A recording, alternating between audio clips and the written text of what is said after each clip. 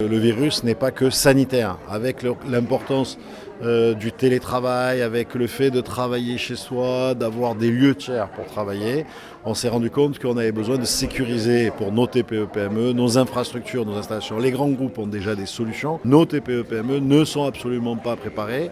Même celles qui croient être prêtes, souvent ne sont pas prêtes parce qu'on a acheté des technologies d'il y a 2-3 ans et qu'en matière de hacking, ça progresse tous les jours.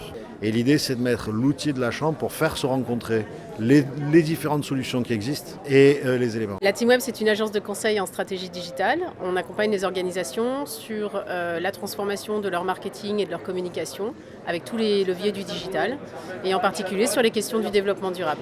Pour nous, c'est de la visibilité parce que c'est vrai que finalement, à force d'opérer partout en France, on en oublie un peu notre propre territoire. Donc ça nous permet de nous rapprocher aussi des gens qui sont en région ici. De prendre des contacts, de se faire connaître, de connaître aussi l'écosystème qui est autour. On a beaucoup discuté avec nos voisins de stand. Et puis après, effectivement, on attend que les gens arrivent. On espère qu'ils vont venir nombreux. Dindoc, au départ, c'est une GED, une gestion de documents, qu'on a construit à partir d'un outil open source très stable, très fiable. Et à partir de là, on greffe sur cet usage de GED des usages métiers, donc des modules, on appelle ça des modules métiers, pour pouvoir permettre à la personne de travailler exactement comme elle le souhaite avec ses documents, ses décisions, ses tableaux de bord et lui créer un environnement collaboratif complètement adapté à ses pratiques. C'est possible de se digitaliser, il faut le faire doucement, efficacement, avec des bons partenaires.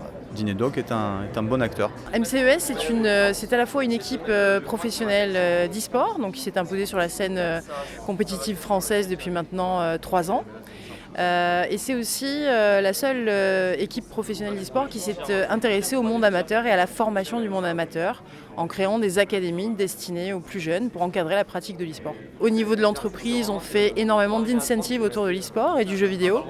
Ça aide aussi à comprendre les nouveaux médias de communication autour de l'e-sport. Donc, on connaît les réseaux sociaux traditionnels, mais ceux de l'e-sport, c'est notamment Twitch et Discord, qui sont un peu moins connus.